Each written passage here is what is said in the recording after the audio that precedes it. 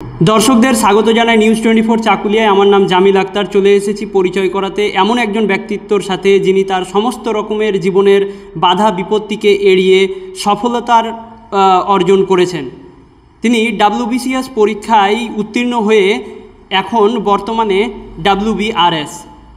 আমাদের সাথে রয়েছেন উত্তর দিনাজপুরের গর্ব ওয়াসিম আকরাম, যার বাড়ি চাকুলিয়া থানার অন্তর্গত কাহানিয়া গ্রামে। তার সাথে আমরা পরিচয় করে নেব।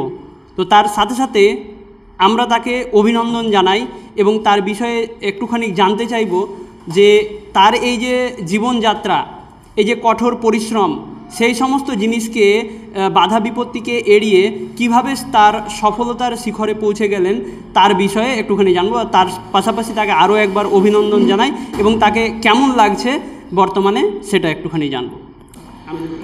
ধন্যবাদ জামিল। বেশ ভালো লাগছে কি আমার ওয়েস্ট বেঙ্গল 2022 WBCS পরীক্ষায় 114তম র্যাঙ্ক এসেছে, আর আমি WBRS assistant commissioner of revenue হিসাবে সিলেক্ট হয়েছি। আমি আমার বাড়ি হয়ে যাচ্ছে উত্তর কাহানিয়া গ্রামে, যেটা চাকুলিয়া গোয়ালপুকুর 2 ব্লকের অন্তর্গত। তো অনেক রকম বাধা বিপত্তি ছিল, অনেক রকমের যে হার্ডলস হয় সেটা ছিল, সেগুলোকে পের করে যে এই সাফল্য অর্জন, সেটার জন্য অবশ্যই খুব ভালো লাগছে, খুবই ভালো লাগছে। আচ্ছা, তো আপনার যে এই জীবনযাত্রা, এর মধ্যে আপনি স্কুল থেকে নিয়ে শুরু করে এই বর্তমান সময় পর্যন্ত কি আপনি পদক্ষেপ নিয়েছিলেন, কিভাবে লেখাপড়া করেছিলেন, যার ফলে এই আপনি সফলতা অর্জন করলেন? যে ছাত্রজীবন থেকে শুরু করে এখন পর্যন্ত যে আমার যে এই জার্নি, সেটা বলবো যে অবশ্যই এটার একটাই মূল মন্ত্র, পড়াশোনা চালিয়ে যেতে হবে। কোনো রকমে হার মানা যাবে না, কোনো রকমেই পড়াশোনা ছেড়ে দেওয়া যাবে না। যতই বাধা বিপত্তি আসুক, ইকোনমিক ক্রাইসিস আসুক, যে কোনো অন্য যে কোনো রিজন হতে পারে জীবনের, পার্সোনাল রিজনও হতে পারে, কিন্তু পড়াশোনাটাকে একদম ছেড়ে দেওয়া যাবে না। পড়াশোনাটা করে যেতে হবে, পড়াশোনা করলে একদিন সাফল্য অর্জন হবেই। বাধা বিপত্তির মধ্যে কীরকম ধরনের বাধা আপনি অনুভব করেছিলেন এবং সাপোর্ট কার থেকে সব থেকে বেশি পেয়েছিলেন? বাধা বিপত্তির মধ্যে সবচেয়ে বেশি আমার বাধা বিপত্তি ছিল ফাইন্যান্সিয়াল ক্রাইসিস। সেটাই আমার পথে অনেক সময় বাধার সৃষ্টি করেছে। কিন্তু আমার যে বাবা মা, আমার পরিবার, আমার ফ্যামিলি, আমার ভাই, সবাই আমাকে খুবই হেল্প করেছে। আমাকে কোনো রকমের কোনো কামতি ফিল হতে দেয়নি। তো সেজন্য আমি বলবো যে বাধা বিপত্তি যতই থাকুক, আপনার পরিবার আপনার পাশে থাকলে, তারা যদি আপনাকে আগে যেতে সাহায্য করে, তাহলে কেউ থামাতে পারবে না।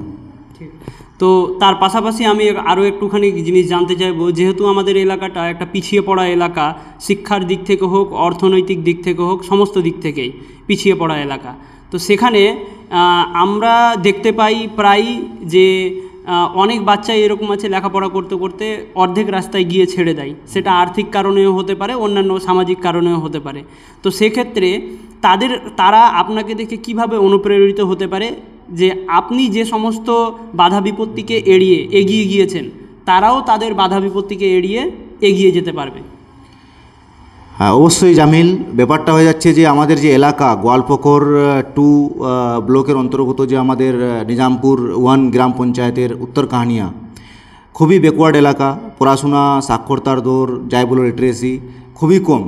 তো এখানে সেরকম ইনফ্রাস্ট্রাকচার নেই, পড়াশোনার সেরকম পরিকাঠামো নেই। তো আমি এটাই বলবো, পরিকাঠামো যতই কম থাকুক, আমাদের কমের মধ্যেই কাজ চালিয়ে যেতে হবে। ওটা থেকে ম্যাক্সিমাম আউটপুট, ম্যাক্সিমাম ইউটিলাইজ করে আমাদের রেজাল্ট আনতে হবে। তো এরকম আমাদের এলাকায় অবশ্যই হবে। তো আমি এদের যে ইয়ং জেনারেশন আছে, তাদেরকে এটাই মেসেজ দিতে চাইবো যে কোনো রকমের বাধা বিপত্তি থাকুক, কিছুতে হার মানা যাবে না।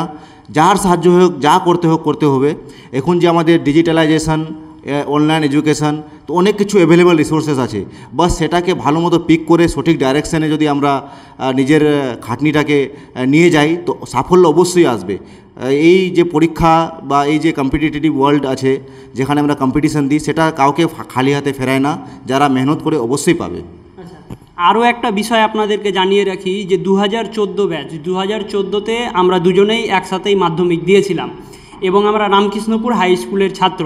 তো সেক্ষেত্রে আমরা তার পরে দেখছি কি যে আরও অনেক এরকম ছাত্র আছে যাদের রেজাল্ট খুব ভালো হয়েছে।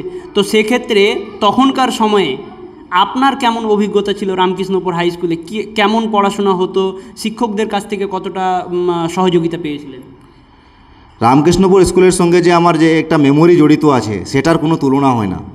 আমি যে রামকৃষ্ণপুর স্কুলে যখন পড়তাম, আমাদের যে স্যার ছিলেন উত্তম sir, head teacher Prabhat Kumar Bhowmik, আমাদের Reza sir, Shukla ma'am, Sanjay sir, এনারা আমাকে, তাপস স্যার, এনারা আমাকে খুবই হেল্প করেছেন। যে কোনো প্রবলেম হতো আমি বলতাম, পড়াশোনায় হোক, যে কোনো কারণে হোক, আমাকে এনারা সবসময় সাহায্য করেছেন। তো আমাদের স্কুল সে সময় one of the best school, এখনও আছে। তো রেজাল্টও খুব ভালো হতো আর খুবই ভালো পরিকাঠামো ছিল, একটা সুন্দর পরিবেশ ছিল। ওই পরিবেশ থেকে যে আমি বের হলাম, মানে ওখানে আমার বেসিক একটা নলেজ, আমার স্ট্রাকচারটা তৈরি হয়েছে। তো খুবই ভালো আমার যে মেমোরি রামকৃষ্ণপুর স্কুলের সঙ্গে জড়িত, সেটা খুবই একটা ভালো দিক। এরপরে আপনার এই সফলতার পর আমি যেটা আপনার কাছে জেনে নিতে চাই, সেটা হচ্ছে আপনি এলাকার জন্য কিভাবে কাজ করতে পারবেন? আমার যে লাইনে আমি আছি, কম্পিটিটিভ লাইন আর WBCS-এ, তো আমি অন্তত এই এলাকার যে সমস্ত ছেলেপেলে ভবিষ্যতে WBCS অফিসার হতে চায় বা অন্যান্য কম্পিটিটিভ ওয়ার্ল্ডে যেতে চায়, সেখানে আমি ভালো একটা গাইডেন্স দিতে পারবো। তারা আমার সাথে কন্ট্যাক্ট করলে বা আমি সোশ্যাল মিডিয়ার মাধ্যমে ভবিষ্যতে যদি আমি সুযোগ পাই, তো সোশ্যাল মিডিয়ার মাধ্যমে বা অনলাইন প্ল্যাটফর্মের মাধ্যমে অবশ্যই গাইডেন্স দেওয়ার চেষ্টা করব। সেই গাইডেন্স দিয়ে যদি আমাদের এলাকাবাসী আর ফিউচার জেনারেশনের যদি খুবই একটা হেল্প হয়, সেটা খুব ভালো হবে। আচ্ছা, তার পাশাপাশি আরও একটা জিনিস আমরা জানতে চাইব যে আপনার এই যে WBCS পরীক্ষায় র্যাঙ্ক কত, এবং এই যে সফলতায় আপনি পৌঁছালেন, প্রথমে প্রিলিমস, তারপরে মেন্স, ইন্টারভিউ, এই যে একটা অভিজ্ঞতা, সেটা কেমন ছিল? আমাদের যে WBCS পরীক্ষা, সেটা হয়ে যাচ্ছে 3টা স্টেজে বিভক্ত: প্রিলিমস, মেন্স আর ইন্টারভিউ। প্রিলিমসে 200 নম্বরের একটা পেপার হয়, আর মেন্সে টোটাল 1600 নম্বরের পরীক্ষা হয়, 8টা পেপার 200 মার্কস করে।